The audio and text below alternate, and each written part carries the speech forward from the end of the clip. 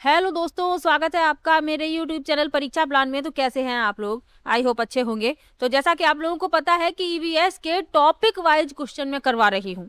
पिछले वीडियो में मैंने जो टॉपिक लिया था उस टॉपिक का नाम था मेला, और मेले से संबंधित प्रश्न पहले पूछे गए हैं, तो मैंने मेले से संबंधित प्रश्न करवा दिए हैं। आज का जो टॉपिक है वह है स्थानीय पेशे से जुड़े व्यक्ति एवं व्यवसाय। इंपॉर्टेंट टॉपिक है, एक प्रश्न आपको इससे मिल सकता है। तो चलिए वीडियो को शुरू करते हैं। वीडियो देखने के बाद यदि आपको अच्छा लगे, हेल्पफुल लगे, तो वीडियो को लाइक और शेयर कीजिएगा, और यदि आप चैनल पर नए हैं तो चैनल को सब्सक्राइब कर लीजिए। ईवीएस के प्रीवियस ईयर के क्वेश्चन मैं पहले ही पढ़ा चुकी हूँ, फिर मैंने प्रैक्टिस करवाई है जिसमें मैंने 20 वीडियो आपको प्रैक्टिस की दी हैं। तो उसमें मैंने प्रीवियस ईयर के क्वेश्चन भी शामिल किए हैं और इनमें भी शामिल कर लिए हैं। तो आप लोग यदि लगातार वीडियो देख रहे हैं तो आपका ईवीएस से संबंधित कोई भी प्रश्न गलत नहीं होगा। चलिए आज के वीडियो को शुरू करते हैं। इसके अलावा हिंदी के प्रीवियस ईयर के क्वेश्चन मैंने पढ़ाए हैं, जूनियर प्राइमरी दोनों के, और अब मैं इंपॉर्टेंट टॉपिक पढ़ा रही हूँ। तो पिछले वीडियो में मैंने अलंकार से संबंधित प्रश्न करवाए थे, क्योंकि अलंकार टॉपिक मैंने आपको डिटेल में और ट्रिक के साथ दोनों तरीके से पढ़ाया है, और फिर मैंने उससे संबंधित इंपॉर्टेंट क्वेश्चन भी करवा दिए हैं। तो यदि आपने हिंदी वाली वीडियो नहीं देखी है तो जरूर देखिए। चलिए आज के वीडियो को शुरू करते हैं। वीडियो देखने के बाद यदि आपको अच्छा लगे, हेल्पफुल लगे, तो वीडियो को लाइक और शेयर कीजिएगा, और यदि आप चैनल पर नए हैं तो चैनल को सब्सक्राइब कर लीजिए। साइंस के PYQ भी करवाए हैं, CDP के भी करवाए हैं, और मैथमेटिक्स के भी करवाए हैं। तो आप लोग ये वीडियो भी देख सकते हैं। चलिए शुरू करते हैं। पहला प्रश्न दिया गया है, एक व्यक्ति जो रिंदा यानी रंदा जिसे कहते हैं, प्लेनर कहते हैं जिसे, और आरी का उपयोग करके लकड़ी के टुकड़े को दरवाजों, खिड़कियों और कुर्सियों का आकार देता है, कहलाता है। पहला है बढ़ई, पहला है लोहार, दूसरा है बढ़ई, तीसरा है राजगीर और चौथा है कुम्हार। तो जो व्यक्ति लकड़ी का काम करता है, खिड़कियां, दरवाजा, कुर्सियां यानी फर्नीचर बनाता है, बढ़ई कहलाता है, कारपेंटर कहलाता है। बी विकल्प इसमें आपका उत्तर हो जाएगा। चलिए आगे बढ़ते हैं, अगले प्रश्न पर चलते हैं। निहाई, संडासी और भट्टी किस कारीगर के प्राथमिक कार्यशील औजार हैं? पहला है सुनार, दूसरा है बुनकर, तीसरा है लोहार और चौथा है मोची। तो निहाई, संडासी और भट्टी जो हैं ये लोहार के होते हैं। सी विकल्प इसमें आपका उत्तर हो जाएगा। चलिए आगे बढ़ते हैं। आज के जो प्रश्न है वो इसी पर आधारित हैं। चलिए अगला प्रश्न है, ईंट की दीवार की ऊर्ध्वाधर सीधाई या सीधेपन की जांच करने के लिए राजगीर द्वारा विशेष रूप से किस उपकरण का उपयोग किया जाता है? अब जब भी आपका घर बन रहा होगा तो आपने एक व्यक्ति देखा होगा जो घर बनाता है, जो ईंटों से दीवार को उठाता है, जिसे राजगीर कहा जाता है ना। अब वो अपने साथ कुछ औजार रखता है, कुछ उपकरण रखता है, एक करनी होती है, फीता भी रखता है, लेकिन वो आपने देखा होगा कि दीवार जो है सीधी है या टेढ़ी है, इसका पता लगाने के लिए एक उपकरण रखता है। तो उस उपकरण को क्या कहते हैं? उसे साहुल सूत्र कहते हैं, प्लम्ब लाइन कहते हैं उसे। बी विकल्प इसमें आपका उत्तर हो जाएगा। चलिए आगे बढ़ते हैं, अगले प्रश्न पर चलते हैं। चमड़े के सामान की सिलाई या मरम्मत करने के लिए सुआ, राउम्पी और भारी सुई का उपयोग करने वाले पेशेवर को किस नाम से जाना जाता है? पहला है दर्जी, दूसरा है मोची, तीसरा है गड़रिया और चौथा है मूर्तिकार। तो चमड़े का जो काम करता है उसे मोची कहते हैं, कॉबलर कहते हैं। बी विकल्प इसमें आपका उत्तर हो जाएगा। दर्जी कपड़ा सिलने वाला होता है, मूर्ति बनाने वाला मूर्तिकार कहलाता है। चलिए आगे बढ़ते हैं। उस उपकरण को क्या कहा जाता है जिसका उपयोग कुम्हार दिए और बर्तन बनाने के लिए मिट्टी को घुमाने और आकार देने के लिए करता है? पहला है करघा, दूसरा है चरखा, तीसरा है कुम्हार का चाक और चौथा है निहाई। तो साफ साफ लिखा हुआ है कि उसको पॉटर्स व्हील यानी कि कुम्हार का चाक कहा जाता है, जिस पर रख कर ही मिट्टी को आकार दिया जाता है। मिट्टी जो होती है, पहले मिट्टी को अच्छी तरीके से बर्तन बनाने के लिए तैयार किया जाता है, और फिर उस मिट्टी से बर्तन बनाए जाते हैं, और मिट्टी का बर्तन जो है चाक पर ही बनता है। चाक घूमता है और उस पर मिट्टी रखी जाती है, और उसी मिट्टी को हाथों द्वारा एक सुंदर आकार में ढाल दिया जाता है। तो सी विकल्प इसमें आपका उत्तर हो जाएगा। चलिए आगे बढ़ते हैं। हथकरघा और शटल किस पेशेवर द्वारा उपयोग किए जाने वाले आवश्यक उपकरण हैं? पहला है किसान, दूसरा है कताईकार, तीसरा है बुनकर और चौथा है लोहार। तो हथकरघा और शटल किस पेशेवर द्वारा उपयोग किए जाने वाले उपकरण हैं? तो ये उपकरण हैं बुनकर के, जो बुनकर होता है उसके ये उपकरण है। तो एनसीईआरटी में बुनकर के बारे में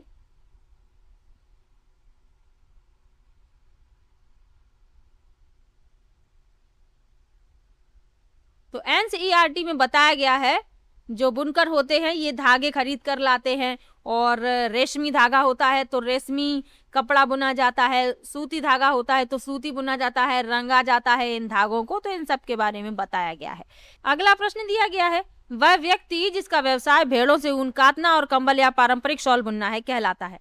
पहला है किसान, दूसरा गडरिया, तीसरा मलाह और चौथा दर्जी। तो जो भेड़ों से ऊन काटता है, कंबल पारंपरिक शॉल बुनता है, गडरिया कहलाता है। बी विकल्प उत्तर है। चलिए आगे बढ़ते हैं। कौन सा पेशेवर अपने दैनिक कार्य में फुकनी, छोटी छेनी और एक छोटे तराजू का उपयोग करता है? पहला है लोहार, दूसरा सुनार, तीसरा हलवाई और चौथा कुम्हार। तो जो अपने दैनिक कार्य में छोटी फुकनी, छोटी छेनी, एक छोटा तराजू उपयोग करता है तो वह सुनार होता है। बी विकल्प इसमें आपका उत्तर हो जाएगा। चलिए आगे बढ़ते हैं, अगले प्रश्न पर चलते हैं।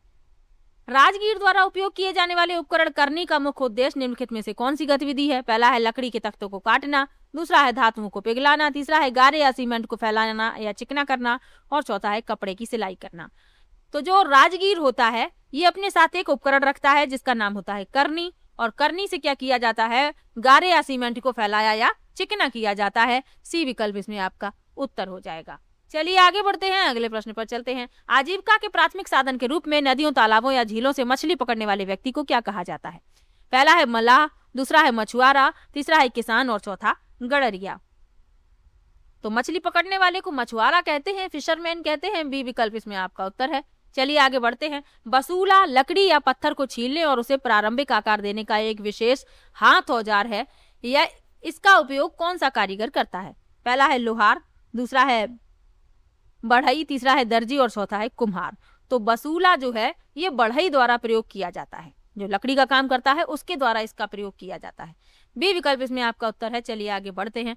उस व्यवसाय का पारंपरिक नाम क्या है जिसमें एक व्यक्ति स्थानीय कोल्हू का उपयोग करके तिलहन यानी सरसों या तिल से तेल निकालता है? पहला है तेली, दूसरा है तमोली, तीसरा है धोबी और चौथा है कलवार। तो जो तेल का काम करता है तेली कहलाता है। पहला विकल्प इसमें आपका उत्तर हो जाएगा। चलिए आगे बढ़ते हैं। एक पेशेवर जो कैंची, मापने वाले फीते और सिलाई मशीन का उपयोग करके कपड़े को पहनने योग्य कपड़ों में डिजाइन करता है, काटता है, सीता है, वह है? पहला है बुनकर, दूसरा है दर्जी, तीसरा धोबी और चौथा रंगरेज। तो जो कपड़े का काम करता है भाई दर्जी कहलाता है, टेलर कहलाता है। बी विकल्प इसमें आपका उत्तर हो जाएगा। चलिए आगे बढ़ते हैं। ग्रामीण क्षेत्रों में घूमते हुए पत्थर के पहिए पर कृषि औजारों की धार तेज करने वाला व्यक्ति किस व्यवसाय से संबंधित है? पहला है लोहार, दूसरा है सिकलीगर, तीसरा है बढ़ई और चौथा है सुनार। तो जो पत्थर घूमते हुए पत्थर के पहिए पर कृषि औजारों की धार तेज करता है वह धार लगाने वाला यानी सिकलीगर कहलाता है। बी विकल्प इसमें आपका उत्तर हो जाएगा। अगला प्रश्न, निम्नलिखित में से कौन गांव के भूमि अभिलेखों को बनाए रखने और कृषि खेतों की मैपिंग के लिए जिम्मेदार होता है? पहला है लेखपाल या पटवारी, दूसरा है ग्राम प्रधान, तीसरा है चौकीदार और चौथा तहसीलदार।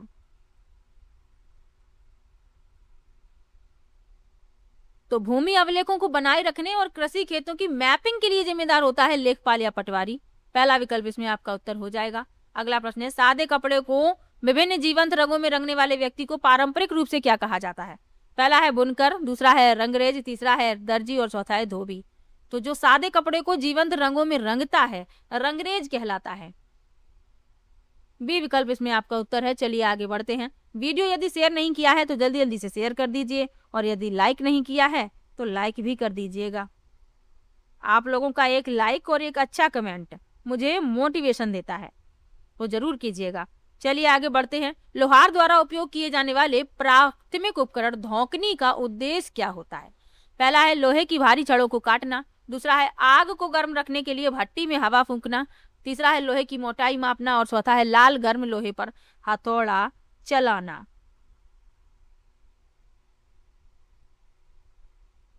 तो धौंकनी का मुख्य उद्देश्य क्या है? आग को गर्म रखने के लिए भट्टी में हवा फूंकना।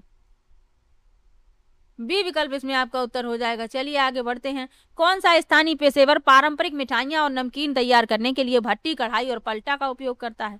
पहला है बेकर, दूसरा है हलवाई, तीसरा है रसोइया और चौथा है भड़भूजा। तो अब बात आ गई है मिठाई नमकीन की, तो इसका संबंध हलवाई से होता है। बी विकल्प इसमें आपका उत्तर हो जाएगा। चलिए आगे बढ़ते हैं। ठठेरा के पारंपरिक व्यवसाय में किस सामग्री से बर्तन बनाना और उनकी मरम्मत करना शामिल है? पहला है मिट्टी, दूसरा है पीतल और तांबा यानी धातुएं, तीसरा है लकड़ी और चौथा है प्लास्टिक। तो जो ठठेरा होता है धातुओं के बर्तन बनाता है, तो इसमें जो आपका उत्तर होगा वह हो जाएगा पीतल तांबा, यही धातुएं हैं। विकल्प के जो लिखी हुई हैं दोनों धातुएं हैं, बी विकल्प उत्तर है। चलिए आगे बढ़ते हैं। छेनी और हथेड़ों का उपयोग करके पत्थर या संगमरमर से सुंदर मूर्तियां और संरचनाएं तराशने वाला व्यक्ति कहलाता है? पहला है राजगीर, दूसरा है मूर्तिकार, तीसरा बढ़ई और चौथा चित्रकार। अब भाई मूर्ति बना रहा है तो मूर्तिकार ही है, बी विकल्प इसमें आपका उत्तर हो जाएगा। चलिए आगे बढ़ते हैं। बाल काटने और दाढ़ी बनाने के मुख्य उपकरण के रूप में नाई द्वारा किस उपकरण का उपयोग किया जाता है?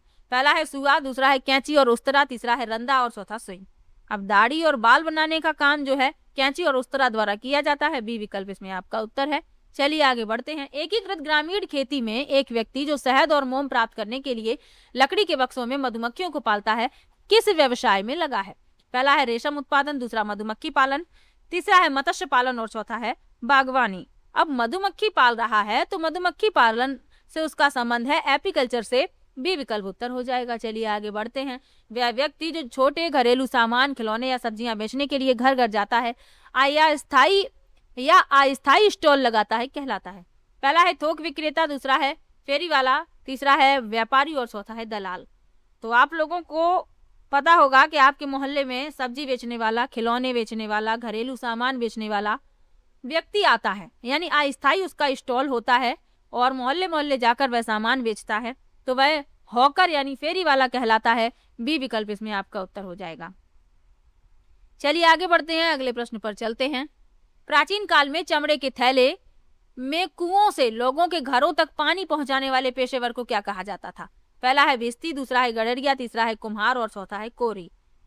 तो प्राचीन काल की बात हो रही है, कुओं से लोगों के घरों तक पानी पहुंचाने वाले पेशेवर को भिस्ती कहा जाता था, पहला विकल्प इसमें आपका उत्तर हो जाएगा। चलिए आगे बढ़ते हैं। बांस की खपच्चियों या स्थानीय घास का उपयोग करके चटाई, टोकरी, हाथ के पंखे बुनने वाला कारीगर शामिल होता है? पहला है कुंभकारी में, दूसरा है टोकरी बुनाई वाला, तीसरा है धातु ढलाई में और चौथा कताई में।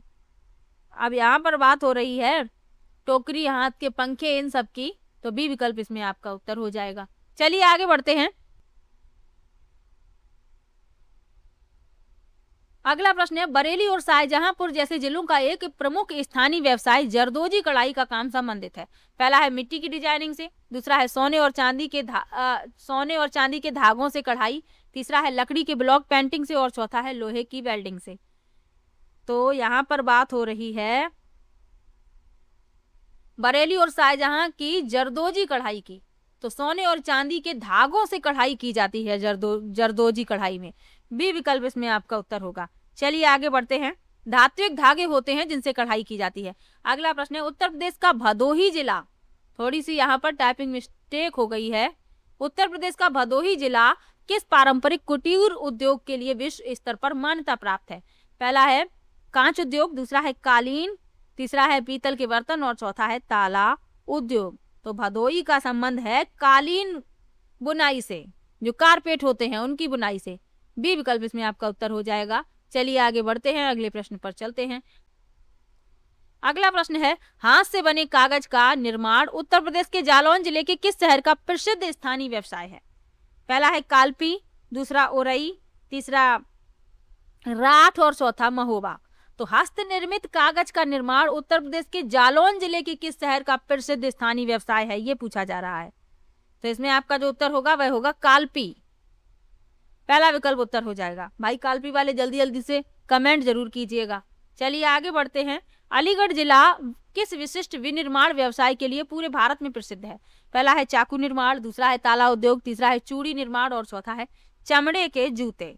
तो अलीगढ़ का संबंध ताला उद्योग से है, बी विकल्प इसमें आपका उत्तर हो जाएगा। ताला नगरी कहा जाता है इसे, बी विकल्प उत्तर है। चलिए आगे बढ़ते हैं। बुलंदशहर जिले का खुर्जा किस स्थानीय व्यवसाय के लिए एक प्रसिद्ध केंद्र है? पहला है लकड़ी पर नक्काशी, दूसरा है चीनी मिट्टी के बर्तन, तीसरा है रेशम बुनाई और चौथा है कैंची उद्योग। तो बुलंदशहर जिले का खुर्जा जो है ये चीनी मिट्टी के बर्तन के लिए प्रसिद्ध है। बी विकल्प इसमें आपका उत्तर हो जाएगा। चलिए आगे बढ़ते हैं, अगले प्रश्न पर चलते हैं। मुरादाबाद शहर को किस प्रमुख स्थानीय व्यवसाय के कारण पीतल नगरी के रूप में जाना जाता है? पहला है पीतल के हस्तशिल्प और बर्तन, दूसरा है सोने का शोधन, तीसरा है मिट्टी की मूर्ति कला और चौथा है लोहे की ढलाई। तो मुरादाबाद को पीतल नगरी कहा जाता है, यानी पीतल के हस्तशिल्प और बर्तन के लिए ये प्रसिद्ध है। पहला विकल्प इसमें आपका उत्तर हो जाएगा। चलिए आगे बढ़ते हैं। फूलों के हाइड्रोआसवन के माध्यम से इत्र यानी प्राकृतिक इत्र बनाने का पारंपरिक व्यवसाय किस शहर का गौरव है? पहला है लखनऊ, दूसरा कन्नौज, तीसरा कानपुर और चौथा जौनपुर। तो भाई इत्र नगरी कहा जाता है कन्नौज को। आप लोग याद रखिए, एनसीईआरटी में भी इसके बारे में बताया गया है। बी विकल्प इसमें आपका उत्तर हो जाएगा। इत्र नगरी कहा जाता है, प्राकृतिक इत्र यहाँ पर बनाया जाता है, यानी हाइड्रोआसवन के द्वारा। चलिए आगे बढ़ते हैं। हाइड्रो डिस्टिलेशन के द्वारा बनाया जाता है यहाँ पर इत्र। चलिए आगे बढ़ते हैं। फिरोजाबाद को किस प्राचीन स्थानीय व्यवसाय के कारण चूड़ियों का शहर यानी सुहाग नगरी कहा जाता है? पहला है प्लास्टिक पुनर्चक्रण, दूसरा है कांच उद्योग और चूड़ी निर्माण, तीसरा है पत्थर की कटाई और चौथा है चांदी के तार की कला। अब सुहाग नगरी है तो इसका संबंध कांच उद्योग और चूड़ी निर्माण से है। यहाँ पर कांच की चूड़ियां बनाई जाती हैं। बी विकल्प इसमें आपका उत्तर हो जाएगा। चलिए आगे बढ़ते हैं। लकड़ी के खिलौने और लाख के सामान बनाने का पारंपरिक व्यवसाय उत्तर प्रदेश के किस जिले में प्रमुख रूप से केंद्रित है? पहला है वाराणसी और चित्रकूट, दूसरा है मेरठ, तीसरा गाजियाबाद और चौथा गोरखपुर। तो लकड़ी के खिलौने और लाख का सामान जो है इसका संबंध है वाराणसी और चित्रकूट से। पहला विकल्प इसमें आपका उत्तर है। चलिए आगे बढ़ते हैं। मेरठ जिला राष्ट्रीय और अंतर्राष्ट्रीय स्तर पर किस व्यवसाय के लिए अत्यधिक प्रतिष्ठित है? पहला है चमड़ा कारखाना, दूसरा है खेल के सामान का निर्माण, तीसरा है कालीन की धुलाई और चौथा है पीतल की मूर्तियां। तो मेरठ जिला प्रसिद्ध है खेल के सामान के निर्माण के लिए। बी विकल्प इसमें आपका उत्तर है। चलिए आगे बढ़ते हैं। ओडीओपी योजना के तहत गोरखपुर टेराकोटा कला के लिए प्रसिद्ध है। टेराकोटा का क्या अर्थ है? पहला है पकी हुई मिट्टी की मूर्तियां और बर्तन, दूसरा है संगमरमर के पत्थर की नक्काशी, तीसरा है धातु की चादर पर नक्काशी और चौथा है लकड़ी की पेंटिंग। तो यहाँ पर जो ओडीओपी जो है गोरखपुर टेराकोटा कला के लिए प्रसिद्ध है। तो टेराकोटा का क्या अर्थ है? ओडीओपी जो है योजना है, ये याद रखिए। तो टेराकोटा का अर्थ है पकी हुई मिट्टी की मूर्तियां और बर्तन, यानी जो मूर्तियां और बर्तन बनाए जाते हैं मिट्टी के बनाए जाते हैं। पहला विकल्प इसमें आपका उत्तर है। चलिए आगे बढ़ते हैं। छिपा कला या फरकाबाद प्रिंट्स के रूप में जाने वाले हाथ से छपे कपड़े किस तकनीक से संबंधित हैं? पहला है डिजिटल प्रिंटिंग, दूसरा है ब्लॉक प्रिंटिंग, तीसरा है स्क्रीन प्रिंटिंग और चौथा है डाई एंड डाई। तो इसमें जो आपका उत्तर है वह है आपका बी विकल्प ब्लॉक प्रिंटिंग। चलिए आगे बढ़ते हैं, अगले प्रश्न पर चलते हैं। लखनऊ के पास मलिहाबाद किस फल की व्यावसायिक खेती के लिए विश्व स्तर पर प्रसिद्ध है? पहला है अमरूद, दूसरा है दशहरी आम, तीसरा है आंवला और चौथा है लीची। तो लखनऊ के पास जो मलिहाबाद है ये दशहरी आम के लिए प्रसिद्ध है। थोड़ी सी यहाँ पर दशहरी आम के लिए मलिहाबाद प्रसिद्ध है। और लखनऊ उत्तर प्रदेश की राजधानी है और लखनऊ को नवाबों की नगरी कहा जाता है। तो ये भी याद रखिए और लखनऊ वाले जल्दी जल्दी से कमेंट कीजिए। चलिए आगे बढ़ते हैं। पश्चिमी यूपी का कौन सा शहर अपने ऐतिहासिक हस्त निर्मित कैंची उद्योग के लिए प्रसिद्ध है? पहला है अलीगढ़, दूसरा मेरठ, तीसरा सहारनपुर और चौथा हापुड़।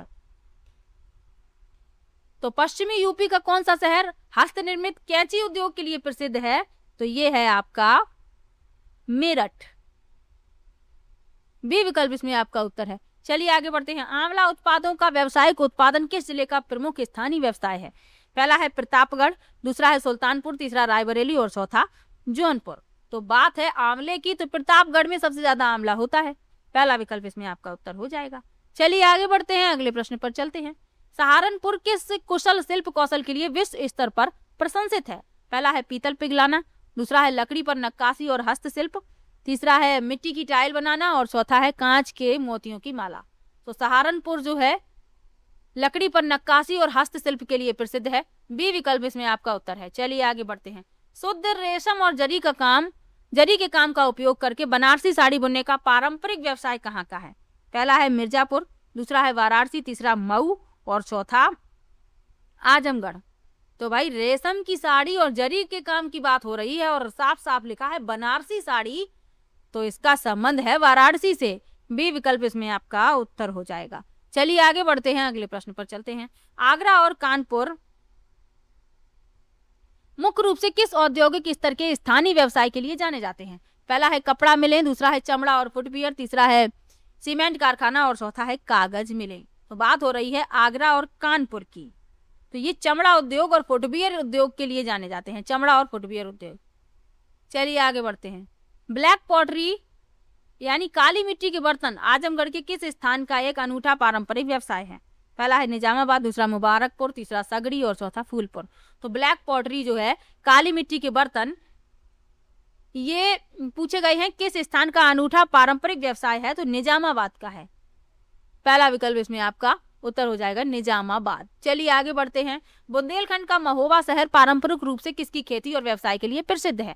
पहला है पान के पत्ते, दूसरा है केसर, तीसरा तंबाकू और चौथा कपास। तो बुंदेलखंड का महोबा शहर ये पान के पत्ते की खेती यानी पान की खेती और व्यवसाय के लिए प्रसिद्ध है। पहला विकल्प इसमें आपका उत्तर है। चलिए आगे बढ़ते हैं। कच्चे रेशम के धागे उत्पादन के लिए रेशम के कीड़ों का पालन कहलाता है? पहला है एपीकल्चर यानी मधुमक्खी पालन, दूसरा है सेरीकल्चर, तीसरा है पुष्प कृषि यानी फ्लोरिकल्चर और चौथा है विटीकल्चर। तो इसमें जो आपका उत्तर होगा बी विकल्प हो जाएगा रेशम कीट पालन यानी सेरीकल्चर। चलिए आगे बढ़ते हैं, अगले प्रश्न पर चलते हैं। कृषि व्यवसायों में केंचुओं को किसान का मित्र क्यों माना जाता है? पहला है वे हानिकारक खरपतवार खा जाते हैं, दूसरा है वे मिट्टी को ढीला करते हैं और उसे उपजाऊ खाद में बदलते हैं, तीसरा है वे कीटों को मारते हैं और चौथा है वे पानी की आवश्यकता को कम करते हैं।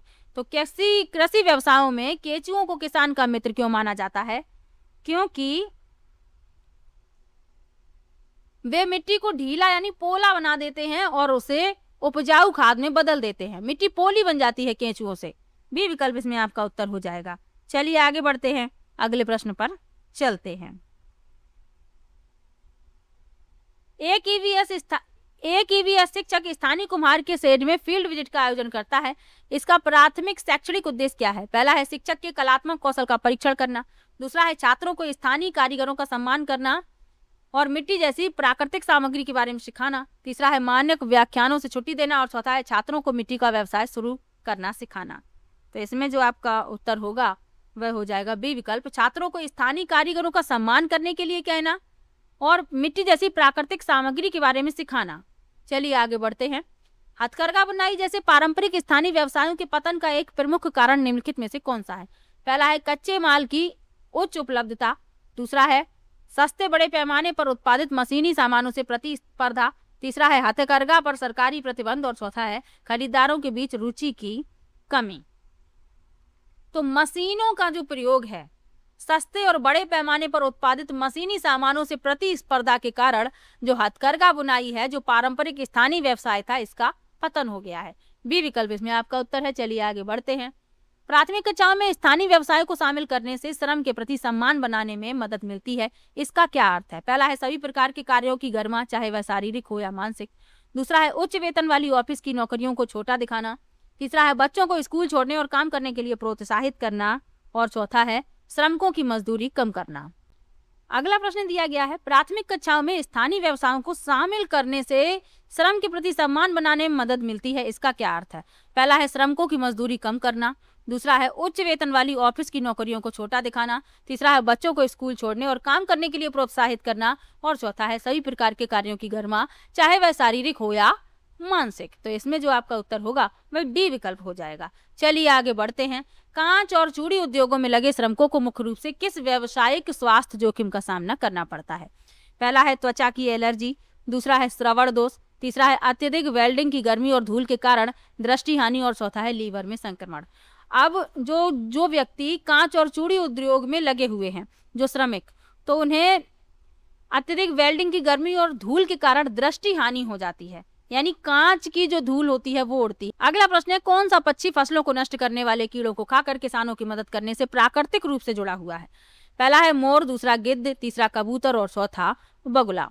तो इसमें जो आपका उत्तर होगा वह हो जाएगा बगुला। डी विकल्प इसमें आपका उत्तर है। चलिए आगे बढ़ते हैं। वर्मी कंपोस्टिंग जैविक खेती में एक सतत विधि है। इसमें किस जीव का उपयोग किया जाता है? पहला है लाल केचुए, दूसरा है चींटियां, तीसरा है मधुमक्खियां और चौथा तिलचट्टे। अब वर्मी कंपोस्ट की बात हो रही है तो केचुओं का प्रयोग किया जाता है, लाल केचुए या केचुए।